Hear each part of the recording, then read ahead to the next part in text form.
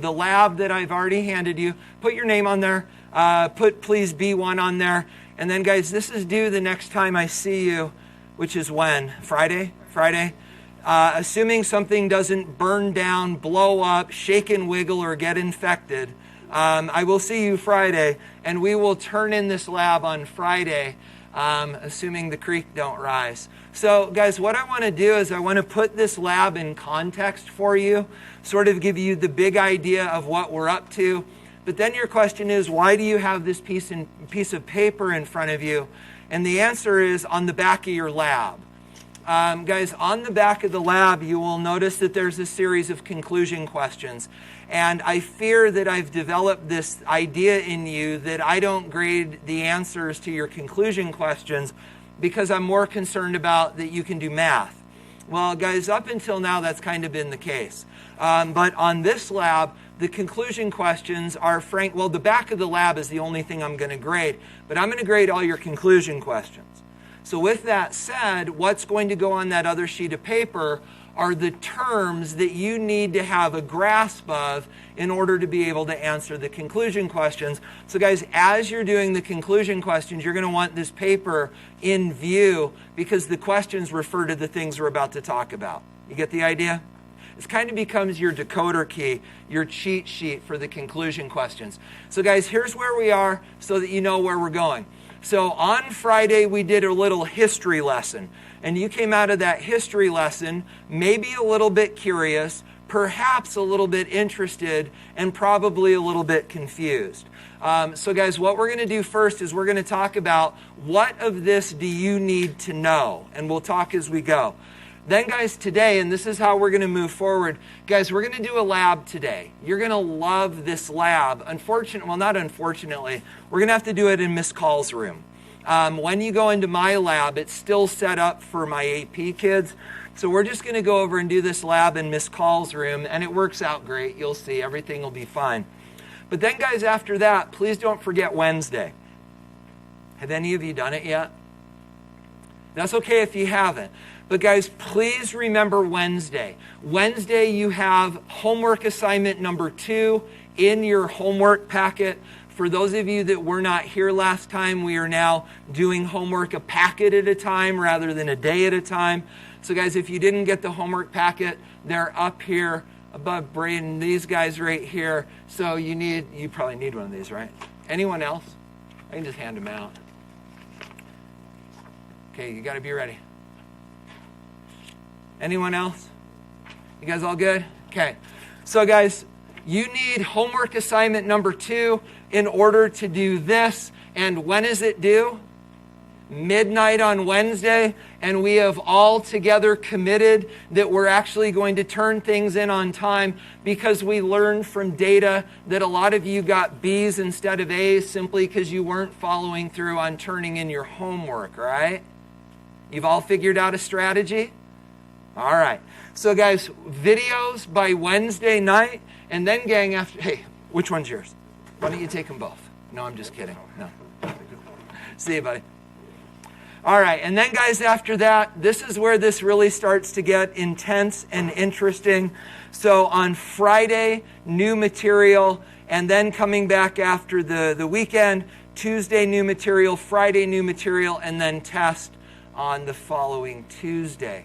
So guys, what I'd like to do is I'd like to lay out for you these days of new material. So again, it goes like this. We went history, lab, 3 days of new material, and then the test.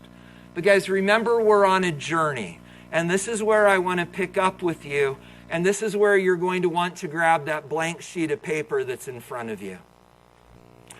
So guys, grabbing that blank sheet of paper, please title this. This is like notes that are going to go in the lab section of your notebook. It says, Introduction to the Bohr Model.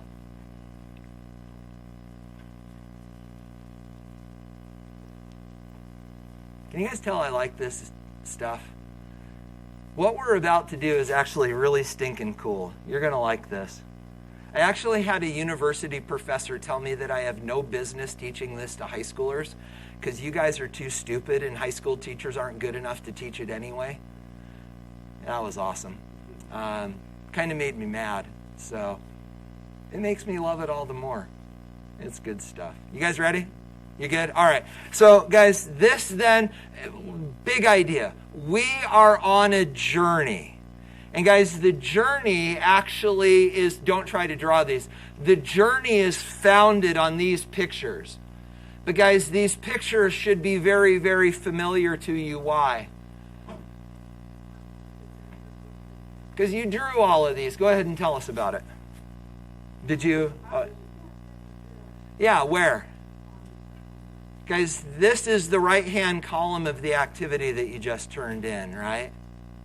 So, guys, this lays out for us kind of the journey that we're going on.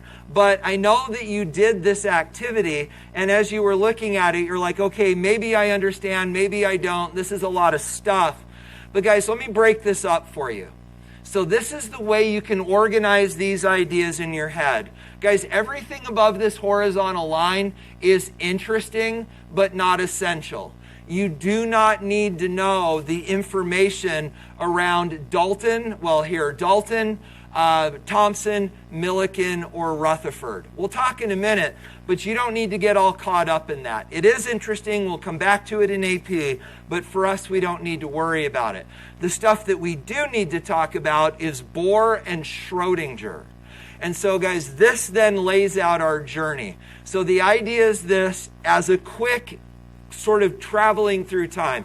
So, guys, back in the mid-1800s, a guy named John Dalton studied gases, figured out that atoms are permanent, they don't go away, they mix together in definite proportions.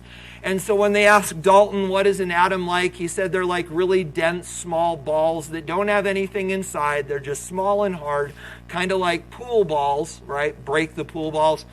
But Dalton was a Brit, so instead of calling them pool balls, he called them billiard balls because that's what they call pool in England. Then, guys, late 1800s, a guy named J.J. Thomson came along, did a thing called the cathode ray tube experiment, and he discovered the electron. And he proved that Dalton was wrong. Yes, atoms are small, but there are smaller things inside of them. He discovered the electron and proved that it had a negative charge. And he was smart, and he figured if there's negatives, there's got to be positives. Although he didn't discover those positive things yet. That was Rutherford. And so they asked Thomson, what does an atom look like? And he said it's like pudding.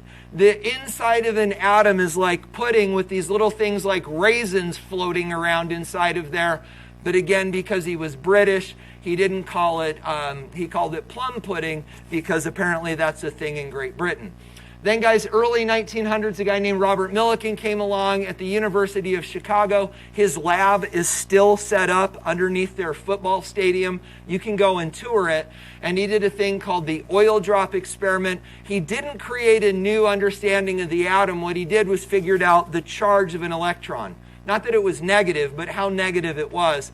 And so he got a Nobel Prize for it. He just didn't get a new model of the atom.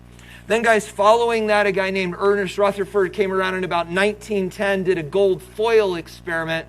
And, guys, in doing this gold foil experiment, he figured out all the protons in an atom, the positive things, were clumped together in the middle. He discovered the nucleus of the atom, and that's where we were in 1910. How about that for a quick review? Beautiful? Okay. Now, guys, this is where this gets important. And this is where we are right here. So, guys, let me explain to you. You don't need to write any of this down, but this is what you've got to understand. So, guys, up until about 1910, we thought atoms looked like this. Positive center, electrons all in a gobbledygook. Then along came a guy named Niels Bohr, and he studied light. He actually took these atoms, and he excited their electrons, and he made the atoms glow. And when he did, by collecting that light, he was able to figure out that the electrons are organized into orbits. And so when they asked Bohr, what does an atom look like? He said, these things look like a solar system. The sun is the nucleus, the electrons are the planets, and we call this the planetary model of the atom. Guys, this is where we need to pause. This is not right. But if I were to ask you to draw an atom right now, most of you would draw this. That means that your understanding of atoms is incomplete. It's not completely wrong, but it's also not as right as we now understand. So, guys, this then defines the journey for us. our goal for the next 3 weeks is to take you from here to here. But guys, here's the weird thing. When you look at all these crazy little dots that are a part of what we call Erwin Schrodinger's cloud model, guys, that's this. All of these ridiculous, crazy flower, circle, sphere, nutty shapes that the electrons are actually occupying as they move around the nucleus, guys, all of this and this are the exact same thing. And so, guys, that is our goal for the next 3 weeks, is to take you from this model to that model. And by the way, guys, along the way, if you're interested in extra credit, you can create one of these as well. We'll talk more about that in a couple days. But guys, you'll have that opportunity. But guys, that's really our path for the next 3 weeks, is to get from here to there and then wrap up the unit. You get the idea? Okay. So, guys, with all of that said, this is how we're going to take the journey. Ready? Follow the thought. Tuesday, today, we're going to build up the Bohr model. You're like, wait, why are we building up a model that we know is wrong? And the answer is because it's not completely wrong, and there are some things we need to understand. So guys, we're going to build up the Bohr model today. Then when I see you on Friday, we're going to tear the Bohr model apart. So guys, when you walk out of my room on Friday, you're going to be in crisis. Because you're going to be like, I thought the planetary model was right. Now I know it's wrong, and I understand why it's wrong, but I don't know what's right. So guys, when you walk out of here on Friday, you should be utterly confused. You'll have no idea what atoms look like, and all we will have done is destroyed the Bohr model. Then, when you come back after the weekend, when I see you next Tuesday, we're going to start talking about this, and then we will finally fully flesh it out next Friday. And then, guys, after that, we're going to take the test. So it goes like this. Build up the Bohr model, rip it apart, and then replace it early in November. You guys ready to go? So let's do it. So guys, what we're going to do today is we're going to build up the Bohr model, and this is where you need to start writing things down. So guys, grab that sheet of paper in front of you, and here we go.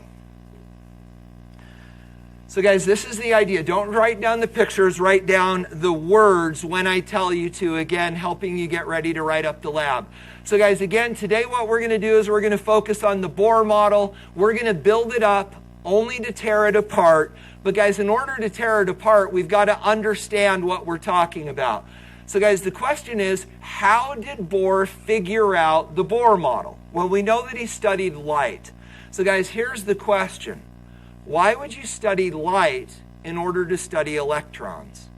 Do any of you know the answer? Why do you study light in order to study electrons?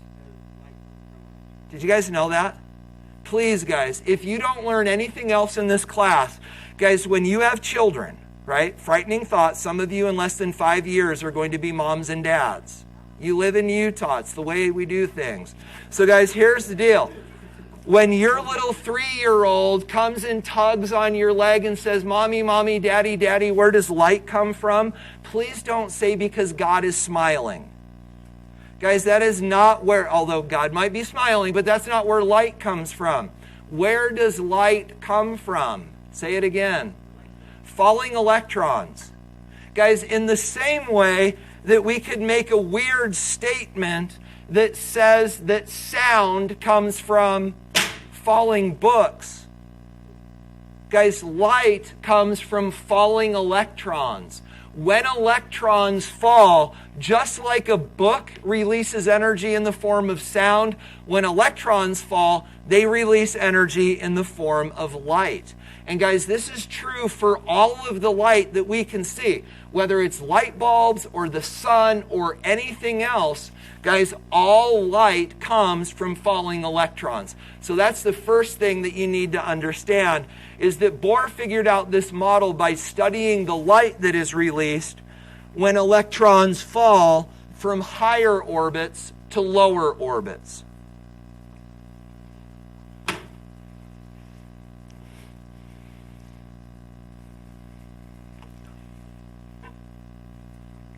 Now, guys, this is one of the first terms then that you're going to need to know to flesh out your conclusion answers, and it's this. These higher and lower orbits have names. The higher orbit is called an excited state.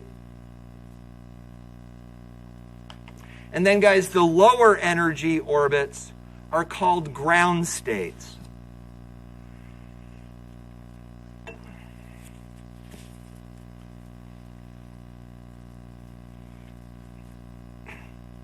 So high energy is the excited state. Think Utah. Excited state. No, you don't. And even if you did, you don't think it's funny. It does remind me of another joke, though. What is the difference between Utah and yogurt? Yogurt has an active culture.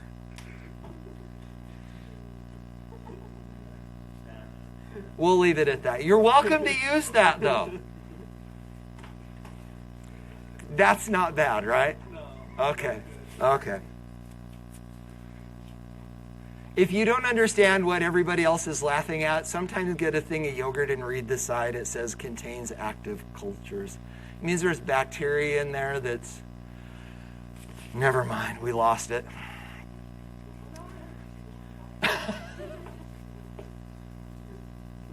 Darn it.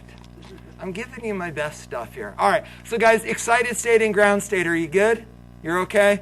So you're looking at this and you're going, wait, I don't quite understand what we're talking about. So allow me for a second to flesh this out for you. You don't need to draw the picture, but I think this will make more sense. So guys, this is a way to think about the Bohr model of the atom. So the idea is this. Let me grab my writing utensils just a second.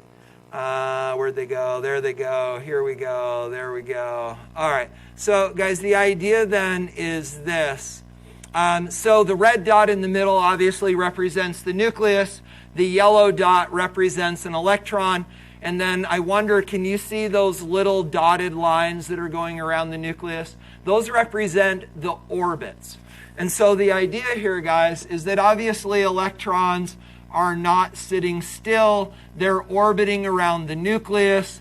And as they do, they kind of move like planets around the sun. And guys, that's not completely wrong. But then the idea is this. We can actually make that electron move. We can add energy to that electron. But let's talk about the terms. Guys, this electron is now in what we call its ground state, its lowest energy state. And what we can do is we can add energy to this electron. We'll talk about how in a minute. But guys, we dump energy into this electron, and it makes the electron jump up to a higher energy level. And the more energy we add, the higher the electron jumps. So now this electron is moving through this big old orbit out here, and it's zooming around out here because of the energy that we added. But guys, the trick is this. It doesn't want to stay there. And as soon as it can, it falls back down. But guys, here's the interesting question. If energy went in to make it jump up to the excited state, what comes out when it falls back down? The same amount of energy. But here's the question. How does the energy come back out? And the answer is in the form of light. So guys, I don't know if you understand this, but light is a wave. Light exists as a wave of energy. And guys, when energy goes in, the electron jumps up. And when the electron falls back down, the energy comes out in the form of light. And guys, the thing that's really cool about atoms is it doesn't matter what kind of energy you put in. You put in electricity, you get out light. That's how light bulbs work. What kind of energy powers our light bulbs? Electricity. And you dump electricity into atoms and the electrons jump up, and when they fall back down, they release light. That's how light bulbs work. Guys, what other kinds of energy work? Heat. That's how the light of a fire works. So you've got these atoms inside the logs, inside of the air, and you heat up those atoms and the electrons go up and they fall back down and they release that energy in the form of light. That's how sunlight works. The atoms in the sun get heated up and they move up and they fall back down, and by radiation. And radiation goes in and light comes out. So guys, it doesn't matter what kind of energy we put in. we always get light back out of these falling electrons. Do you get the idea? So now the question is this, and this is interesting. Try this on for size. So we got this electron right here, and say we add some energy, and it jumps up to here, and then it falls back down. It's kind of a short fall. But then say we add more energy to that electron, and it jumps up here, and then it falls back down. So guys, let's call this fall number 1, and let's call the other one fall number 2. So guys, which one releases more energy, 1 or 2? 2, right? I mean, and if you don't understand, it's like this. Which is going to release more energy? Dropping a book from a low height or dropping a book from a tall height? Obviously the tall one, right? The longer the fall, the more energy. Here's the question. How will the light from fall number 2 be different than the light from fall number 1? How is high energy light different from low energy light? Yeah. Higher frequency, but how do we experience that? Keep going. Yeah, it's all about color. And guys, that's the thing you got to understand. Some people think it's brightness. It's like the longer the fall, the brighter the light. And that's not true. Guys, the longer the fall, the bluer and more violet the light. And the shorter the fall, the redder the light. And now you're going, wait, where do you get violet and red? Do you guys know the colors of the rainbow? Let's talk if you don't. This you want to write down. So guys, the idea is this. When, and just write down the words, when this energy comes out, it comes out in packets of light that are called photons. And the energy of the photon that is released is determined by the length of the fall. But guys, when we think about energy in photons, the difference is color. And understand, Tate, you're not wrong. It's also frequency. It sounds like you understand this. Wavelength and frequency are related. But in this class, we're not going to talk about frequency. We are going to talk about wavelength. You probably know they're inversely related, but we're not going to. We're just going to talk about wavelength. So guys, these then are the last things that you need to write down in your notes. And these are actually almost word for word the answers to the last 2 conclusion questions. So guys, here's where we are. Falling electrons releases light. Long falls produce a lot of energy. Those are, well, short wavelength, high energy photons. And then guys, short falls are low energy. But we understand these differences in energy based on their colors. So guys, let's tie this together and then we're going to get you into lab. So guys, it goes like this. Don't draw this, but here's the idea. If you don't understand this idea behind waves, guys, waves are repeated crests in energy moving through space. So this is what we call long wavelength energy. If we were to see this, this would look red. And then, guys, we can have other types of waves that are much closer together. We call that short wavelength energy, and this would be more like blue or violet.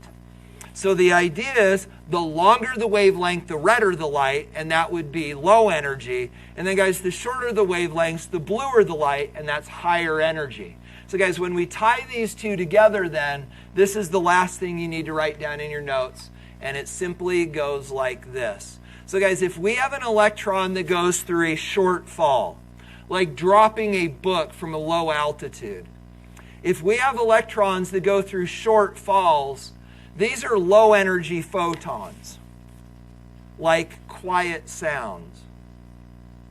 These low energy photons have long wavelengths, and they appear to be more red. We're getting this from Roy G. Biv, The Colors of the Rainbow. Red, orange, yellow, green, blue, indigo, and violet. But then, guys, the other is true as well. Longer electron falls release more energy. These are shorter wavelength colors, and they tend to be more towards the violet end. But I don't think violeter is really a word, so I put it in quotations.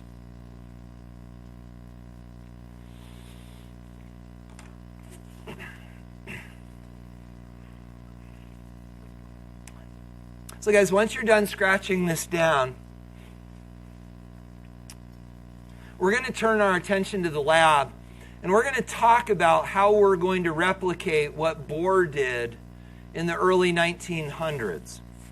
We're actually going to take atoms, and we're going to add energy, and we're going to excite the electrons. And then we're going to allow those electrons to fall, and we're going to talk about how far these electrons are falling based upon the colors that we observe as we let these electrons return back to their ground states. So guys, these are the thoughts that you need to have at your fingertips when you answer the conclusion questions. But when you're ready, I want to talk with you about the lab so we can get you next door. You guys good to go? Okay. So guys, the question then becomes this. How are we going to do this? How are we going to take atoms and add energy and get their electrons excited, kicking them up into an excited state, then allow them to fall back to their ground state and re-release that energy in the form of light? Guys, the answer is we're going to use our Bunsen burners. So y'all ready to go here with me? I don't want to hurry you. We have plenty of time, but I do want to get you into lab because you're going to love this. You guys all ready to turn to the lab? Is that okay? Does anyone need more time? Okay, so guys, go to the lab with me. Here's what you're going to do. Just read along. The lab is, well, you're going to love this. It's fun. So guys, step number 1 is this. You've never seen one of these before. Get one of these. This is what is called a micro well tray. Take a look at it. If it's got crusties in it, just run it under some tap water, rinse out the crusties, shake it dry. It doesn't have to be bone dry, but just shake it out. Then guys, step number 2 is this. You're going to go to the front of the lab. Please, for the love of all that's good, keep these bottles organized. But you're going to go to the front of the lab, and what you're going to see is in alphabetical order from left to right, there are 7 bottles. There are 3 bottles of calcium or barium ion, 3 bottles of calcium, 3 of copper, 3 of potassium. You get the idea. So there are 7 different metals dissolved in water. There's 3 of each of those bottles. Please keep them together. But guys, you're going to come to the front of the lab and you are going to get these in alphabetical order. And you're going to fill about 2/3 full the wells with these things. So you're going to have barium, calcium, copper, potassium, lithium. You get the idea. Fill them about 2/3 full. Then guys, moving down to step 3. By the way, we don't need to wear our goggles for this lab. All of these solutions are completely harmless. If you get them in your eyes, it might burn, kind of like salt water, but it won't hurt you. So we're not going to wear goggles. Okay, so then guys, step 3, you're going to get 5 Q-tips, and you're going to break them each in half, and then magically now you have 10. It's like math. Then guys, number 4, what you're going to do is you're going to take one of these little stubby Q-tips, and you're going to stand them up in each of the 7 wells. So just put one in each well, and let it soak for a couple minutes. So guys, that's step 4. Soak a clean swab in each solution. Then guys, this is where you're going to add energy to these atoms and let their electrons start jumping around. So guys, here's what you're going to do. You're going to take your Bunsen burner, and you know that this Bunsen burner makes a 2-part flame.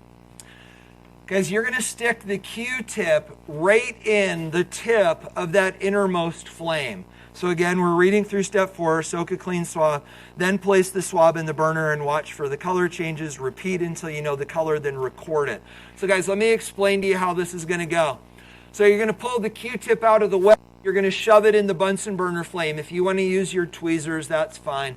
But guys, you're going to shove it in there, and here's what you're going to see. First of all, you're going to see a bunch of sputtering, and it's going to be yellow. That's actually the water evaporating. Then guys, after that, you're going to start to see colors, and it's going to be red and green and blue and vibrant yellow and all these colors, and you're going to be like, ooh, pretty colors. And then you're going to leave it there too long, and your Q-tip's going to catch on fire. So guys, there's a balance. What you want to do is pull it in, stick it in the fire, yellow, wait, then the color. And when you see the color, pull it out, dunk it again, do it again, dunk it again, do it again. If your Q-tip does catch on fire, please run it out of water, underwater, put it in the trash and replace it. But guys, what you're hoping to do is get a color for each one of these different metals. Again, guys, let's be clear. Where's the color coming from? Falling electrons, right? And you will be able to determine how far the electrons fell based on the colors. Then guys, continuing on, Step 5, do all of them. Then step 6 says this. Go back to the front of the room and fill 3 wells with each of 3 unknowns. Guys, what you're going to see is up front, there's unknown A, B, and C. These unknowns are one of these 7 metals. What you're going to do on the back is figure out which ones they are. So guys, how are you going to figure out which metals are in those bottles? You're going to flame test them and compare to the colors to the ones that you already did, and then you're going to name what they are over here. Get the idea? Then guys, the Q-tips, please run them under water to put them out and then throw them in the trash. Then guys, the solutions go down the drain, and then please put the micro well trays back because I need them for second period. You guys get the idea? So guys, that's what we're doing today. We're going to go to Miss Call's lab. You don't need anything over there except for a Bunsen burner and a micro well tray. Guys, we're going to still work in our groups, but just go over and we'll work in her lab. So let's go.